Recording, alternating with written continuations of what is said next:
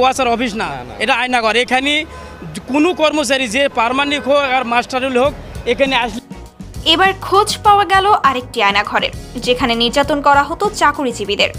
প্রধানমন্ত্রী শেখ হাসিনার পদত্যাগের পর সবচেয়ে বেশি আলোচনায় ছিল আয়নাঘর, যেখানে গুম হওয়া ব্যক্তিদের নিয়ে অত্যাচার করা হতো।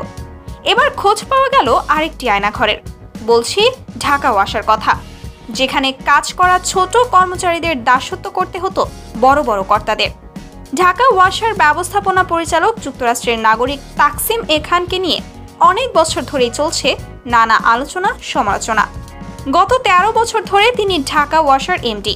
6 বার তার মেয়াদ বৃদ্ধি, ভর্তুকিতে চলা প্রতিষ্ঠানটি থেকে বর্তমানে মাসে সর্বসাকুল্যে 6,25,000 টাকা বেতন এবং আনুষঙ্গিক সুযোগ সুবিধা নেওয়া এবং গত 13 বছরে বেতন ভাতা হিসেবে 5,80,00,000 টাকা নেওয়া সহ আলোচনা সমালোচনার অভিযোগগুলোর সঙ্গে সম্প্রতি যোগ হয়েছে যুক্তরাষ্ট্রে তার 14টি বাড়ি থাকা নিয়ে প্রকাশিত সংবাদ।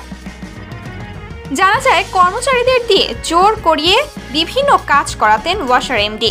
কোনো কাজ করতে অস্বীকার করলে তাদের দেওয়া হতো শাস্তি। এমনই চাকরি থেকে করা হতো বহিষ্কার। সম্পর্কে প্রধানমন্ত্রীর ব্যয় হওয়া এই তাকসিম প্রধানমন্ত্রীর ক্ষমতা খাটিয়ে যা খুশি তাই করতেন। নিজের রুমেই অত্যাচার করতেন যারা তার বিরুদ্ধে যেতে চাইতেন। এমনকি মুখ খুললে মামলা দিয়ে জেলে ঠোকানোর ভয় দেখাতেন। ক্ষমতায় থাকাকালে তার বিরুদ্ধে মুখ খোলার সাহস ছিল না কারোর। তাই তো পদত্যাগের পর কর্মচারীরা মুখ খুলতে শুরু করেছে। বলছে ওয়াসা হচ্ছে আরেকটি আয়নাঘর।